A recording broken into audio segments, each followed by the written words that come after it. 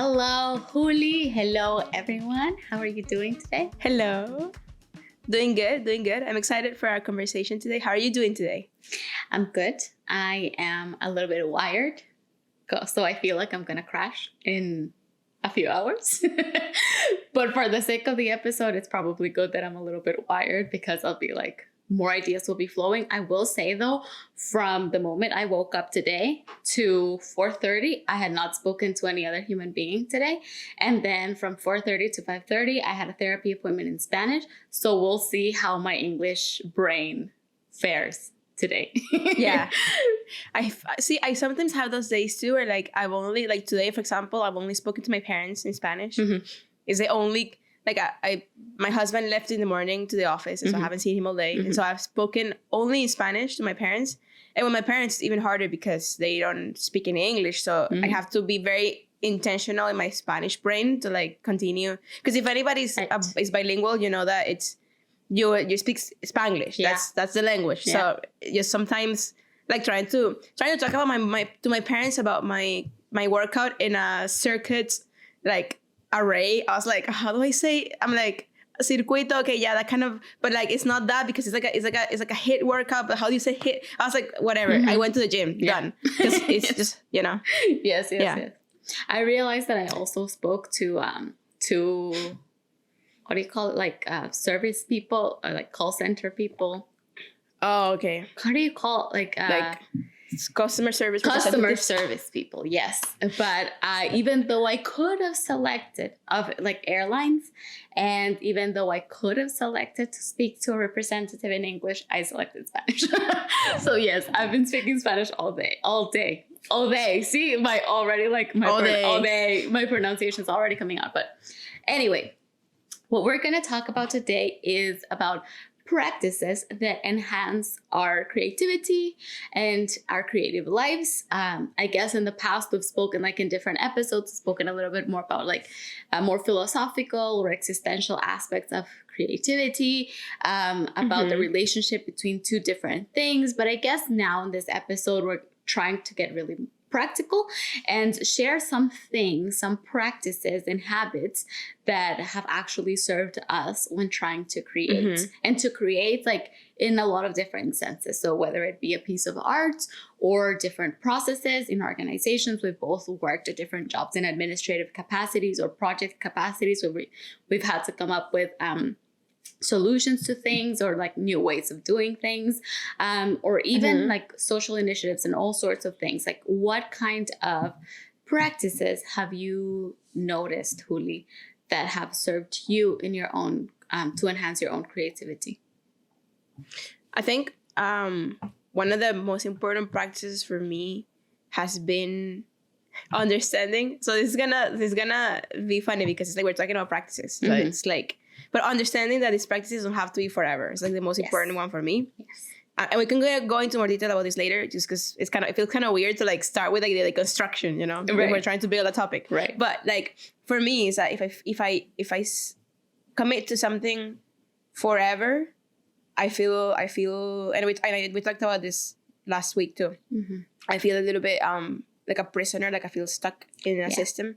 So like for me, I think in my own creative journey, it's like even practices that I'm trying to do or I'm trying to implement, in my mind, it's like I like to see them as a project. Like I'm gonna stick to this for a week, and then see how it goes. Like even earlier this year, something that I had this year has helped me a lot is reading. And we talked about this before. Like we both love reading. Yeah. But I stopped reading for a while just because I didn't have time, and I was only reading like nonfiction books that were that weren't super stimulating because they were just factual. Right. And I needed that like stimulus back. So then earlier this year I started reading, and I was like, I'm just gonna try to read every day for a week. Yeah. And then that turned into 2 weeks, and then that turned into a month, and then that turned into I read nine books in 2 months. Amazing. And so now I'm like, I could keep reading, and I could like set a goal and open Goodreads and or I could just be like, I would like to read more. So we'll see how it goes. I can set another project and try to stick to it for a few weeks. But for me, that's the most important thing, is like recognizing that all these practices, for me particularly, need to be project-based in a way, and not so much like, I'm going to do this forever, because if not, then I'm not going to stick to them, and I'm going to feel like I'm stuck or I'm a prisoner or I'm in a box. Right. I think that's I don't know how you think about that. Yeah, totally. I think for me, it's something similar. Like, even before we started recording, so initially we said we were going to record an episode about habits that enhance your creative life. But then honestly, I was thinking about it and I'm like, you know what? I could spew a lot of like, or regurgitate a lot of things that I've read and heard.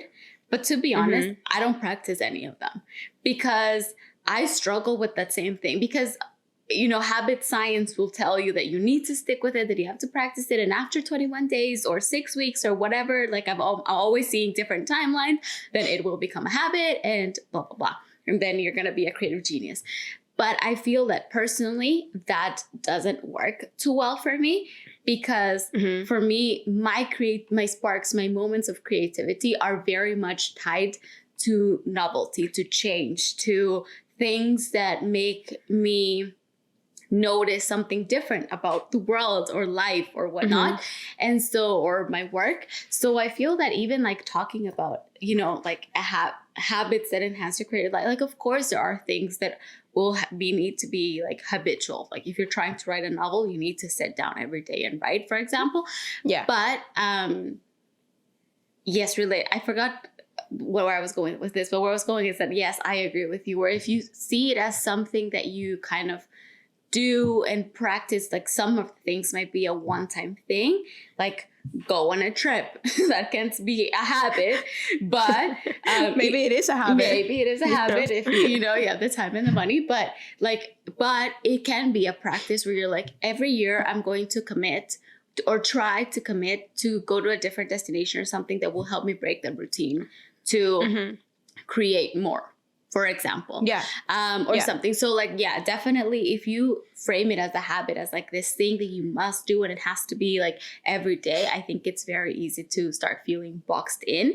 And eventually if you're someone with a personality similar to ours, then it might be like have a counterproductive effect. Whereas if we see it more as like things that we intentionally try to do. And I do like the word practices because of that, because it does reflect some intentionality, but it's not like a must that you have to absolutely box yourself in. Then I think that your creative life can definitely be enhanced. Yeah. And some of those things will inevitably, can't speak English today either. Some of those things will inevitably become habits because they stick. Yeah. Like when I decided to start exercising back when like I went to the Bird Coop in the university. The Bird Coop is a gym at UBC. Yes. And I haven't been to the renovated Bird Coop. Apparently it's amazing. Me either. But when I was in first year, how going to the old Bird Coop enhanced your creativity, though. It was disgusting. It did not. It absolutely did not. It was gross. It was absolutely gross. Yes. But that was the spark that started, because I didn't have like books. Okay, because when you're a student, or like at least back in 2013 when we were students and we were in first year, the Bird Coop was like $40 a term, so it was ridiculously cheap. Yes. Maybe even less. I'm sorry, I'm a little bit sniffly because of I know. Because of allergies. So if I start sniffing, I'm gonna try to like not sniff in people's ears, but like it's allergy season, people. Yes. Anyways, so the Bird Coop was super cheap, and so like it was the only way that I could be like, okay, I'm gonna do something to try to get healthier in general. Yeah. In general, not just for my creativity, and that practice has started as like going to the Bird Coop 3 times a week, turned into now I want to exercise and I can't go. Like I'm not sometimes I go a little health nut and I go like I want to run every day, but it's a season thing. Yes. And I've understood that I don't have to do that every day to still be healthy. Yeah. And I can also like take into account the season of life that I'm in. Yes. Like sometimes life is busy and sometimes you can't just like do the same thing every day. You can't have the perfect morning routine every day. Yes. But also like that. Having gone to the Bird Coop now makes me want to exercise, and I now at least twice a week I have to move my body. At least, and at least once a day I have to go, even if it's for a 10-minute walk. But it's not because it's like a habit that I must do, but it's because it's stuck. Right. So like calling it practices also helps you. It gives you the freedom to find those things that stick and that you can continue to. And it also really depends on the personality, because this is very, very particular for people like us. Yes. That we like crave that freedom, and that variety. But some people exactly. But some people love and like crave and thrive in this structure. And sometimes I'm like, I wish I could. Like, I was watching a YouTube video just before we jumped into recording, because I was trying to like understand how other people like practice their creative, how other people structure their days to be creative. And I'm like, I saw some YouTube videos. This YouTuber girl like from Australia, she has like 50,000 subscribers and she's trying to grow her channel. And I was like, oh, I like her content. And she has like a habit tracker and a goal tracker with like check boxes. I'm like, and she thrives. And I'm like, I love that for you. And I wish I could do this. I see it and I'm like, oh, I want to have that pink spreadsheet with like all the little, and it like populates a graph. And then at the end of the year you see, and I'm like, that sounds so appealing for me because I love data. Yeah. But at the same time, I would feel so miserable. But it works for her, and I like, good for her. So for me, it's like the most important thing. And as we go into talking about practices now, for sure, like we can talk about actual practices. But for me, like that's the most important thing, is to know that it's a practice, and as such, it can change. It's like when I practiced violin back when I was practicing every day, 3, 4, 5 hours. Not every day was the same. I did same things every day. Like every day I played my scales. Every day I, those things that are rudimentary. Yes. But every day something was different because, I felt like practicing this thing or that thing. So like, it's the same with our lives. It's like every day you have rudiments. Every day you take a shower. Every day you make coffee, things like that. But then you have moments where you do different things with your practice. And so that's, I think, the most important thing for me. Totally. And I think that even in that way, like, it definitely doesn't have to be like, and again, just before we jump into the actual practices, it doesn't have to be like mutually exclusive, right? Because like reading stuff, for example. So your big habit, your macro habit might be reading, but one of the practices, and it's something that I implement as a practice in my own life in general, but also to create because it sparks my creativity, is varying the genres that I read. So even within the macro, reading habit is something that I do absolutely every day, not only because they say it's good for you, but because I love it and crave it and desiring. It makes me dream and it makes me want to create as well. But one of my practices, so one of the things that I do try to do intentionally, is to seek out different genres. So to also break out of my molds a little bit and have that variety so that I can feed kind of my own creative brain. So I might be reading fantasy one day, I might be reading romance in Spanish the next day, and then the next day I might be like looking for a thriller or a nonfiction book or something. So I really do try to vary as much as possible. I haven't been as adventurous with my reading lately, I will say, and it's one of the reasons why I've fallen into a bit of a reading rut. But generally in my reading life, which is a habit that I've had since I was a kid, I have intentionally, like as a practice, tried to seek out different things, because once I do, I notice and I've seen how much it sparks my creativity. Like when I hadn't read fantasy since I read like Chronicles of Narnia or Harry Potter or something. Like I hadn't read it again. And then I started reading ACOTAR, like Twilight. Yeah. And then I read ACOTAR like a year and a half ago, and immediately, like after reading the books, I opened my laptop and started writing again. Like it sparked something in me to try a different thing, right? Now I've gotten to the point where I need to steer off of fantasy for a little bit. Yes. I feel kind of the same way. I feel and I feel that a lot with, now that I guess now we can go into practices a bit, like as you mentioned that, like I feel that same way with music. Like for me, that's music. Like I have some albums that are for me are like on repeat, like Shakira, 1998, the red one, Donde Están los Ladrones, like red hair, repeat. Shakira, MTV Unplugged, on repeat. Yes. I have Taylor Swift, like on the entire discography, except Speak Now. I'm not a big Speak Now fan. Everything else on repeat. Like I can listen to any of her albums for any period of time. Like I have my things on repeat. Yes. But then I can't just listen to those things forever. Like Little I feel break. like You will be pleased to hear I've had Taylor Swift on repeat for the past 3 days. I might be converted. I'm taking you to the concert. We did it. Joe, we did it. No, that's awesome. What's your favorite album currently? Midnights. Midnights? Yes. Yeah, it's synthy. It sounds like something you would like. Yeah. It's a good one. I'm the excited lyrics in some of the songs are just... Yeah. I feel like the Sergio Port's Apartment is going to be where it's at. Comes out April 19th. Cool. Like even the title, the torture. But anyways, we can talk about Taylor Swift another day. Yeah. But going back to the thing, I can listen to her forever. Yeah. But I need that variety in music, and something that like my brother and I actually share, and we'll send each other like links for different albums once in a while. And like I'll go in rabbit trails of like I listen to like this random album, and then it's like, oh, like Apple Music gives you this awesome thing where it's like people that have listened to this album also have listened to this album. So I'm like, oh, I don't know these people. I've never heard of these people. I'll listen to this. And then it's like, oh, and this leads me to this random, like, obscure classical music playlist. Cool. I've never heard any of this, like, composers before. Yes. They're not your typical, like, Chopin. Cool. And I listen to that, and I'm like, I love this pianist. So like, I love going, like, jumping from thing to thing.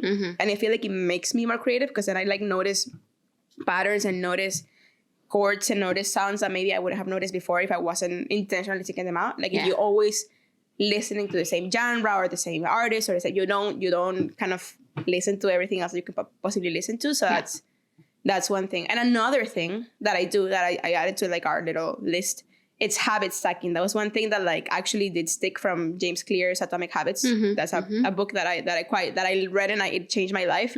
It's like if I go for a walk, for example, then I'm like a big Audible fan, and I'll use Audible a lot for nonfiction. So I'll like listen to a book. And so in my mind, I'm like, okay, I'm doing 2 things at a time. Or if I'm vacuuming the house, listening to a book, or I'm showering and I put on an album that I listen to intentionally, or like the one I want to do now, but I haven't had the chance to do it. So I want to get one of those like under desk treadmill, and so I can like do emails and walk, like stuff like that, so that you can kind of kill 2 birds with 1 stone. Or like I'll take my laptop down to the gym and like do emails in the treadmill, or stuff like that, where like I try to just do 2 things at the same time. So it's not like, so I feel like I have more time in my day to sit down and be creative where I need to, and like all of the other random things that fill your day. Like I try to kill them in moments where I'm using my body, and I have more energy for things that don't need a lot of, like I have free RAM for things that don't need a lot of RAM. I guess if that makes sense. Right. So yeah, I think that's great. That's very important, and I think I do that too, especially with reading. I think I frame it a little bit different from myself, but I do that too. Like I've started reading while on my bike, so I'm like exercising and reading, but I use it that as my me time. Everybody should know. Stationary bike, not she doesn't read while she cycles out. Stationary bike, yes. Can you imagine that? I do read sometimes as I'm walking, and I have bumped into people and whatnot. But anyway, sometimes I just can't put the book down, so I'm like, I just need to finish this last 2 pages. I did do that. I did do that when I was reading Iron Flame. I like walked from here to the spin studio. That's like 6 blocks, and I'm like, with my Kindle. Yeah. Yes, I think another practice that has really helped enhance my creativity and my creative life, it's something that I intentionally started doing perhaps around 2 years ago after hearing about it at my church, because it is a practice that has been used by Christians and many other religions, and I guess, for many years, and it's the practice of silence and solitude. So I do take more intentional times now in my week to sometimes just be in silence. And I think this is a very uncomfortable thing for many people. I mean, there's even been studies done about how now people fill their lives with noise, like be it a TV in the background, be it a podcast, be it an audiobook, be it just not being at home at all, and filling up your schedule with things and meetings and outings and whatnot. But I have found that my creative life is enhanced when I just turn off the volume of all external noise and voices for a little bit and just sit by myself with God, and just like, allow some free reign for my head. And even though it's been like my creativity is really enhanced by music as well, for example, and whatnot. But I think that there's like this moment where I'm just like, it feels so good, and I feel so mentally and emotionally and spiritually recharged and refreshed when I allow room for some silence, in order for the ideas to emerge. Because if not, sometimes I even struggle knowing like, did that idea actually like come from me, or is just like in my subconscious, like, you know, is it an idea that someone else had? other Yes. people's. Yeah. Is it an idea that someone else had and I'm like kind of adopting it as my own? So it also helps me kind of differentiate, like, or create those connections between things that I've heard in the past and whatnot, but without all that external noise. So I do think that having that practice of silence and solitude has been a bit of a game changer for me. Like, I've even shared here how I write very well with certain kind of music, like Rosalia's Motomami or Setangana's album. I really don't know why my brain really favors those albums for writing. You just need to move to Spain. I know, right? That's my sign. It's a That's my sign. brain telling me I need to move to Spain. But truly, like, if it's not one of those two albums, and I shut everything off, like no phone, no music, no background noise, no background TV, whatever, I've realized that my writing also improves like a lot, way more. Obviously, this will depend on what you're doing. Like, if you're like want to do something creative, like in dance or something, like maybe that might not work. Yeah. But it's not so much around what you're creating, right? Like, it's more about like what sparks your creativity, or like what fills your tank, your creative tank in a way. Yeah. So I think that counterintuitively, there's moments of silence and solitude that actually do enhance my creativity. Yeah. I feel like there's moments of input and moments of output. Yeah. And I feel like sometimes and I really admire that for you, because I'm one of those people that I don't need noise. Like, I'm totally fine being in silence, but I prefer noise. Like, if I go to take a shower, I like, this is awful. Okay. This is awful confession. I like, you know how like on bathtubs you have like a little ledge at the end? And so like the shower's here, the bathtub, the ledge is over there. I put my phone on there and I put like a YouTube video. Oh my gosh. Okay. Yeah. I know, right? Yeah, it's like fine. at next level. Like, it's at a point where I just, I'm gonna totally out my brother right now, but my brother bought one of those things like that are shower proof, so you can put your iPad, so he didn't need to stop watching his shows. So he was like amazing.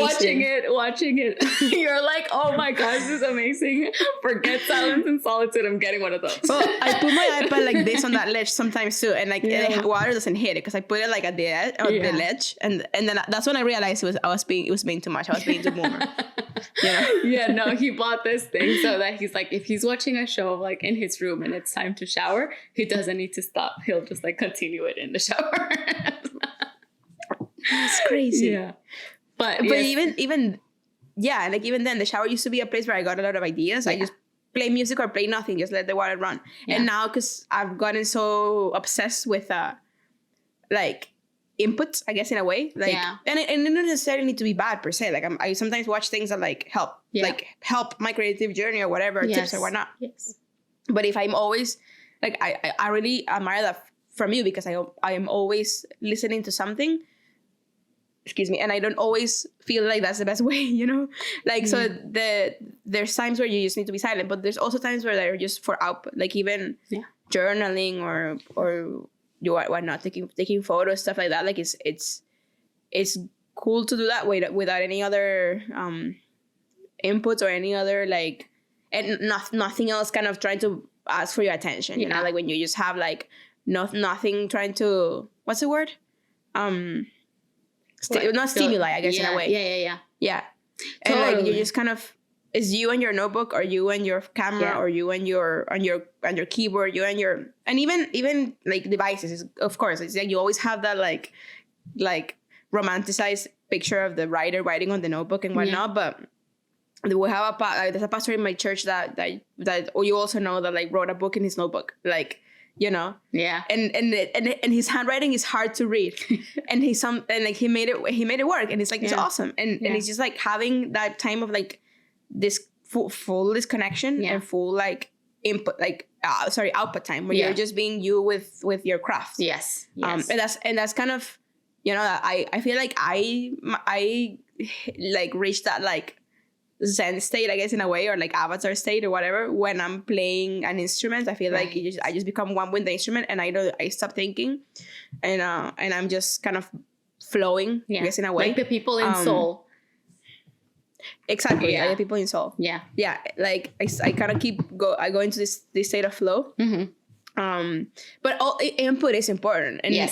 being intentional with the input that we get, being Yes. intentional with like reading, being intentional with, you know, maybe listening to podcasts that help, those kind Yeah. of things. But that's why it's important in my mind to like differentiate. And I say it to myself too, like the time that I'm going for a walk and I'm trying to keep in a productive mindset because I'm trying to be productive, and so I'll just keep doing something, or the time where actually that doesn't serve me, and I'll just, instead of going for a walk with my book about productivity, I'll just go for a walk.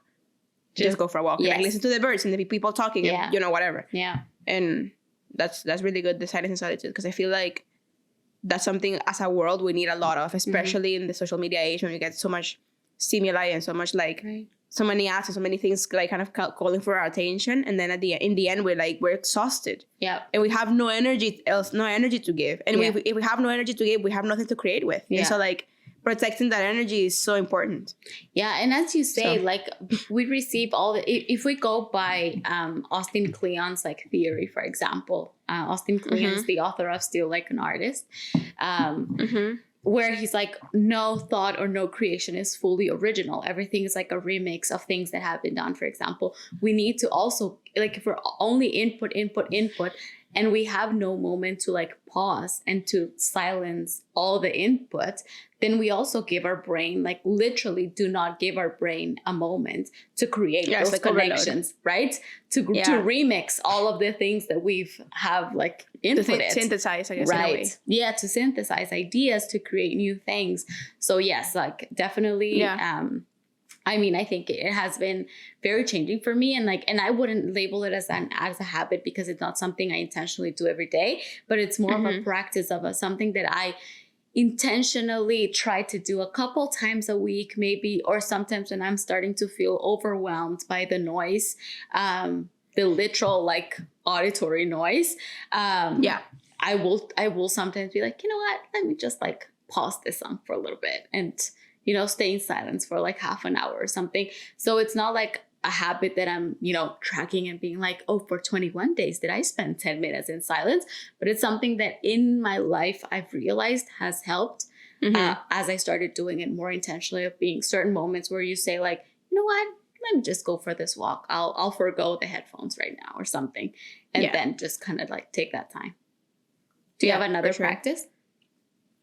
Yeah, I think another thing is intentionality with, well, two things. Exercise, but we talked about the planning. So, and intentionality with the inputs that we do receive. Like sometimes it's time to just watch something like brainless, and this is not even time for input. It's just time for like recreation and just like leisure, I guess, in a way. Like I just want to watch the most, you know, Superstore, the most stupid show that's gonna make me laugh. And like right now we're watching Brooklyn Nine-Nine, my husband and I, and it's one of my favorite comedy shows ever. And so like it's like, oh, it's late at night, and like we just kind of, it's like 9, so it's kind of too early to go to bed. But like it's like I don't want to watch a full documentary about a world war or whatever, so I just play Brooklyn Nine-Nine, you know. And it's kind of the moment where you kind of just empty your brain in a way, and I think that's good too, having those spaces, not necessarily as a distraction, but as a moment of leisure, like just having that space. Yeah. But also, sorry, what was your name? No, I was just going to say that Jared Freed, he's an American comedian who we're going to see in a few weeks. Yes, I'm so excited. Yeah, he's the co-host of a dating podcast that I sometimes listen to by Betches, which if you saw our Betches episode, you will know. But he's sometimes like, this is the podcast for you to put your brain on a shelf. And I love that expression because it's true. Sometimes, like, especially after long days, or like our Western culture is so obsessed with like, how do you say, like making the most out of every moment and optimizing every single thing and process in our lives. And sometimes we truly just need to put our brain on the shelf for a little bit and be like, I'll pick you up again tomorrow. We'll learn, we'll do stuff. We'll be, you know, productive human beings. But for now, just like, you're just on the shelf. Yeah. Yeah, but also and it's important to have those spaces too, where you can just put the brain on the shelf. But also, I feel like it's also important to be intentional with the inputs that we do wanna take as inputs. Like I love going to art galleries and like you know, going to concerts, going to all those kind of things that like investing in those even comedy shows, like anything that really like it's that you can take as an input. And even though you may be putting your brain on the shelf, like you're always be gathering. Oh, there's always stuff coming in, you know, like always. Yes. So it's kind of like, you know, but also I think another practice that I feel like, and this morning I had a bit of a revelation because I was listening to a podcast about to-do list apps. The most stupid thing. I was like, I need to find a way to like same thing, like optimize my whatever. Like I'm like, I this is like, I'm super scattered and I need to find a way to just get everything in one place. So I was listening to his podcast about to-do list apps. And one of the co-hosts was saying, I don't always feel like I want to be productive. So sometimes like, I'm like, I'll have something on my to-do list and it is sitting there for 2 days. But then the third day, I wake up and I'm like, I want to be super productive. And I knock everything out in 2 hours. Yeah. And then I'm like, you know what? Like sometimes when you have deadlines and stuff, that doesn't necessarily work. But sometimes a good practice too is just to realize and recognize that we are humans and that, especially as women, and this is something we can probably talk about later in another episode, we have our cycle determines so much in our lives. And sometimes like right now I'm on my period, and like right now I'm the lowest of the low. And I can't, like, I don't feel like I can be as productive as I am when I'm like super energized and whatever and whatnot, you know? Yeah. And just giving ourselves grace. Yeah. To read our moods. It doesn't necessarily mean that we're going to be lazy. It just means that, because we're not. Because if you have the drive and you have the will to create, you're going to create, you know?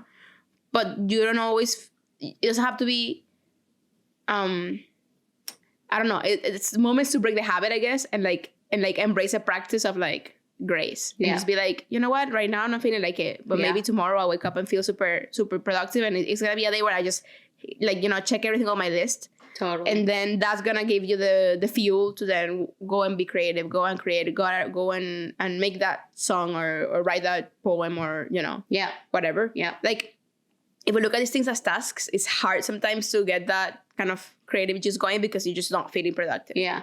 When you get to do other productive things and then come back to it later, then it's like, oh, no, I'm creative. Like, I'm not just a machine, you know? Yes.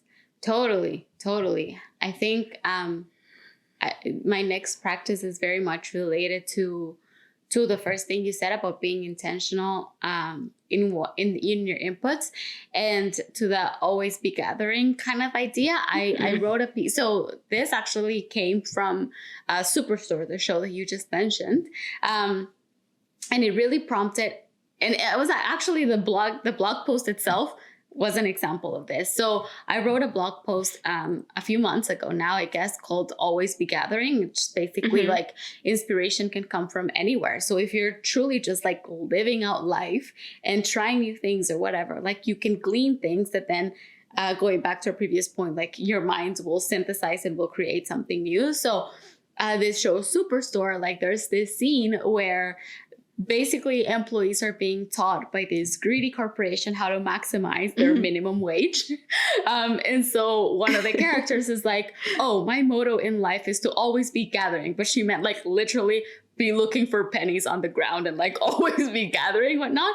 But to me, like that sparked something in my brain about like, oh, actually, that's what the creative life is all about. Like she was talking about money, but for me, it's like we must always be gathering ideas in order to like live out a more creative life.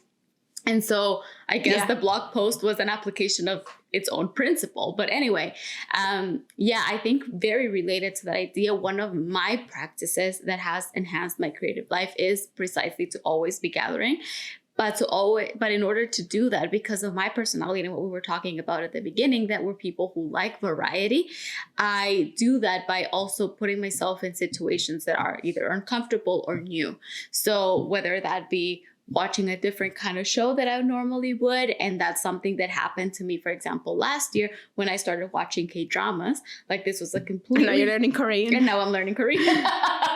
This was like a totally new experience for me in watching shows. It was an experience for me in thinking or being exposed to another culture. I know there's plenty of talk about like, oh, Korean dramas don't show true Korean life or whatever, but there must be something to it. Like they're same as telenovelas. Like, yes, that's not real life, but there's a little bit to it, right? Yeah. So, and being exposed to another language in just seeing how TV is done in a different way, because I had only ever been exposed to either North American media or Latin American media, and maybe some European, but like Spanish mostly or British. But I'm like, I'm not an avid consumer of Norwegian films. So, you know what I mean? So like Danish cinema. Exactly. So it was like this whole new experience for me now where I'm like, oh, I can gather things. And now that I'm like a consumer of K-dramas, I'm like, you know what? Let me try like a sci-fi one right now. Let me try a thriller one right now. Let me try. So similar to like the books thing where I'm like, okay, just being open to trying those new things. I think we've talked about it in the exercise episode as well, like being open to trying different things. Like we tried boxing once, love it. Now it's part of my rotation, but now let me go to a dance academy and let me try a K-pop class once, a reggaeton class another time. I've done hip hop at different times in different studios. So just being like open to trying new things, even in food, honestly, like I'm not a chef. I'm not thinking about pursuing a career in like the culinary arts, but you better than anyone can attest to this. I was gonna just say, like, oh my goodness, like when we first met back in university, again, going back to the Bird Coop days. Yeah. The Saturday lunch, our cafeteria used to do dim sum, and it was like, you could get, I think you could get dumplings, like hargaos, like shrimp dumplings for 50 cents or $1. It was relatively cheap. Yeah. So your roommate at the time, who wasn't me, it was before we were roommates. Yes. And I would go and like order like 12. No wonder we ran out of cafeteria money. Yeah. We would like literally order the whole thing, and I would come and like eat our thing with like, it was like, oh, these are so good, and you were like, ew. and now it's like you love dim sum. Or same with like ramen. It's like you're like, I would never eat that with like, it smells so weird. And then now like I love ramen and all these things. Yeah. It's like the jump that you have made in food is astronomical. I feel like. Yeah, me too. And honest to the point where like I was visiting my family just now in El Salvador for a few weeks, and there's like certain foods that I can find here that I can find there, just because it's like, you know, Vancouver's like such a multicultural city and whatnot. There's literally food from every single corner of the world here, except for Venezuela for whatever reason. But there was though. Maybe there's not at the moment, but there was in the past, like some. Yeah. So anyway. So even to the point where I was back home, and you know the cliche when you live abroad, it's like, oh, you miss food from home, blah, blah, blah. And I found myself really missing food that I get here that I couldn't get over there. Because like the fact that one day, and I guess it's probably around the time where this practice started, where I started being more intentional about being like, you know what? Never tried that before, whether it be a food, an activity, a class, whatever, but I'm gonna give it a go. Why not? Because it was part of like me gathering just life experiences in order to create, right? And so even now, like I in no way, shape, or form want to be like become a chef or anything, because I feel like I would succumb to the pressure of the kitchen like day one. But I noticed that I quit immediately. But I think that like in my own life, the other day I was cooking and I was like, I was on a video call with my mom, and I was like putting in some turmeric and cumin and paprika and like all these things that like are ingredients that I've become acquainted with. And now when I cook, even for myself, because I really, really enjoy cooking, not enough to become a chef, but like I really enjoy it. I find it very meditative. I find it like such a like relaxing space. But enough to have a catering business idea. Yeah. I've definitely pitched her the catering and a restaurant business idea. And a food truck. A food truck too. Yes. But I enjoy cooking so much, and now I feel like I'm better able to even create, even if it's just like a dinner for myself. But I'm more able to create new things and new dishes because at one point I exposed myself to new flavors. Yeah. But then even if I'm writing a short story about these two characters that go and have ramen, I can describe the ramen now because one day I wrote about, I tried it, you know what I mean? So yes. So I think that trying new things, but as a practice, that means intentionality. Not just like, sure, I'm open to new things. No, every week I kind of seek out to do something differently or something new. I think that enhances creative life a lot. Totally. And I think that also gives you opportunities to like create like without judgment, try new things. Because trying new things, like, you know that you're not going to be good at it. Like, I don't know, trying trying a dance class in a genre that you've never tried before, or like whatever. Like, you know that you're probably not gonna be good at it, so you put yourself in a situation that's uncomfortable. Yeah. Like, if you're anything like me, like, I hate sucking at things, like, so much. So, like, for me, it's very hard to try new things because I really don't like sucking at things. Like, I'm bad at being bad at things. But like, that my recent thing was snowboarding. Like, we went snowboarding together like 3 years ago. Yeah, and I'm still doing great for you. It ended okay for me. I tried it again. My husband loves it, and in my mind, I'm like, I want to be the family with the kid that, you know, I want to take the kids to the mountain, and I'm not gonna be the boring parent that stays downstairs. You know, in my mind, I'm like, we're gonna do this together one day, and I want to like lay down on the ground right now, but it's so uncomfortable because I suck at it, and because it's hard and it's painful. But then it's like, well, doing something new and being bad at something gives you the flexibility to not have to judge yourself. Yeah. And so you can just be like, you know what? And this took me like a lot of tries and falling and stuff, and just being frustrated because I couldn't go fast like my husband could, but he's been doing it for 20 years. Yeah. You know, I've been doing it for 3 days. Like, relax. Yeah. But in the moment, I was just so frustrated. And so I kind of had this like epiphany moment where I was like, I don't have to judge myself against everybody around me at Whistler, because all these people probably grew up here and I've been doing it since they could walk. And I grew up in Venezuela, like as far away to the snow as possible, like literally. So, you know, like, relax and embrace the awkwardness and embrace the discomfort and embrace that freedom that comes from sucking at something and being able to suck at something and not having to have all the answers and all the things. And so I think trying new things, like, or like another example I have is like film photography. I got given a film camera. It was very easy to use. I used it, got a good roll, great. And then I started buying manual film cameras that got more difficult and more difficult. And so I was at a point where I'm like, I suck at this, but that's okay because it's something new. And so it like gives me the freedom to create without having to put like rules or having to set standards. It's just like, I'm just trying something new and we'll see if it works. And like, I think it's important. That's why it's so important to try new things together, but also to have like an opportunity to be bad at something and not have to be high stakes. Yeah. And like learn to be bad at things, because if you don't learn to be bad at things, you're not gonna get to a place where you're actually good. Like you have to be bad at something until you, like, for a while, until you start learning how to do the thing to then become good at the thing. So if you don't do the thing when you suck and you don't go through those growing pains of like, man, I suck at this. Yeah, like for now, but then I'll get better, and then you don't get better. Yes. So I think that's for both learning new things, but also for practicing new things. Yeah, you need to do new things. Yes. And so it's like the meme of like, oh, I'm going to find a job, and my first job, to get my first job, I need work experience.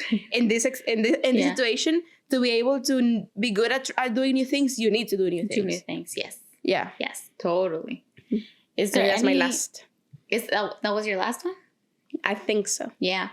Yeah, I think so too. I can't think of anything else other than like what's regularly already kind of, preached or advised, like doing whatever you do kind of like every day. I think exercise. Exercise, sleep, get hydrated, which sounds so cliche, but honestly, I feel like you don't realize how important just like a good night's sleep is. Or until you have a bad one and then your day sucks. Or until you have a good one. For people who know me well, like I have complicated, and status of relationship is complicated with sleep for me, because my sleep tends to be very light. I don't usually sleep enough. And obviously, like, eventually that, it's taxing to the body, whatnot. So for months, I hadn't slept well. And on Friday, I went to bed at 9:30 p.m. I was like, I'm done. Wow. Because it's been months of me carrying around sleepless nights or bad sleep. Like, sometimes I would get my 8 hours, but I like woke up twice in the middle of the night, and then like I was fidgety, and like a small sound woke me up. So anyway, I woke up at 10 a.m. on Saturday. I slept for 12 and a half hours, which that's awesome. You've been my roommate before. You know that doesn't happen. That just doesn't happen in my life. One, I was shook that I slept for 12 hours. Wow. But so I got up, made myself a coffee, and watched like half an hour of Planet Earth, because I love on Saturday mornings to watch just like nature stuff or like things to learn, like something like that. So so I watched a little bit of Planet Earth, or Our Planet, I think it's called. And then I literally created all day from like 12 p.m. to 2 a.m. on Sunday. Wow. I was so hyped up. I had so many ideas. My brain was going, like, you know, ideas were just firing. I feel like I probably overwhelmed you a little bit, because I was like, what if we do this and this and this? And like, I'm thinking this. And in our own, like, Mashtia Notion, I was like, ideas. She, like, we've been trying to put a website together for like a month, and it's just been busy and chaotic for both of us. She girl built a website in 2 hours. I'm like, okay, if you want to, just go ahead. I was like, no way. Yeah, it's still like very kind of basic and rudimentary, but I was still, like, go. Yeah, so yeah. But it was honestly, I could feel how it was the result of just like a good night's sleep. So no, it's important. I mean, I can't. I'll endorse it as a practice, but of course, I'm not gonna say it among the ones, because it's one of those basic ones. But I will say, like, yeah, people say it, like, it works for a reason. Yeah, my life was different one that day with just having slept I'm looking well. up on my my Audible. It's a book. I think it's called Why We Sleep. I read or I listened to, I guess, last year, the year before, last year probably, and it's like completely changed the way that I look at sleep. And I think what you're saying is like it's true. Like it's not just physical, but like mentally, sleep is like super game changing. Yeah. So yeah, I would say those kind of things. If we think of any more, we'll be sharing them in our channels. But we're gonna wrap this episode up now for today.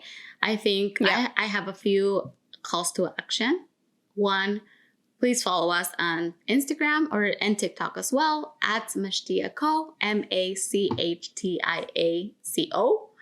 Our website is now officially live. I'm planning on like posting it on our social media this week, but it's www. People don't say that anymore. I'll just age myself a little bit. It's just Machtia.co. Co. Yeah, so our website is live. You can go check it out. It tells a little bit more about our story, what we're all about, what our vision is, and also some of the ways that we can collaborate, work together, work with other creatives and people who have any project ideas, creative project ideas. And then also follow us on Spotify, on Apple Podcasts, wherever you listen to this. If you subscribe and follow and give us a rating or review, that would mean a lot to us, and also on our YouTube channel. So those are like this video too. Yes, and like this video too. Like this video too. If you're watching on YouTube, it really helps us out. Yes. To be able to reach more people and hopefully continue to grow this community, because we're not just trying to grow a channel. We wanna, and if you go on our website, you'll see what we're about. Like we want to continue to grow the collective of creatives, something that really like fuels my creative journey, and a practice that I totally forgot to mention is talking to other creatives. Like these conversations we have every week. Like I live so wired up and so ready to like tackle the week, and I would love to have more people join our conversations, and that's something that we have planned to do. Yes. But if you're someone who you would like to talk to us, or if you live in the Vancouver area, want to go for a coffee or for a walk, I think we'll be very down to do that. Yeah, totally down. So we'll have to here for now, and we'll see each other next week. Bye. Bye.